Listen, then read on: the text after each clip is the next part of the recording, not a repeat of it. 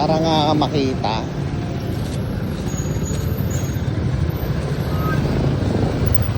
Ay, nilutuin naman nila ulit. Para mamatay yung bakterya.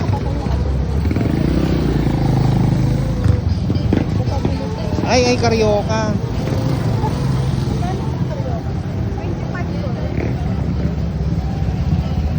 Oo, karyoka. Kuha ka. Ano to, sir? Ito. Rice? Sorry po. Yung ano, crispy isaw ba yon? Isaw po. Ayun, isaw nga po, isa. Ilan po? Isa lang te sa... Ano to? Gulay? Meron ganyan sa bahay. O, sige, yan na lang. So, Suka.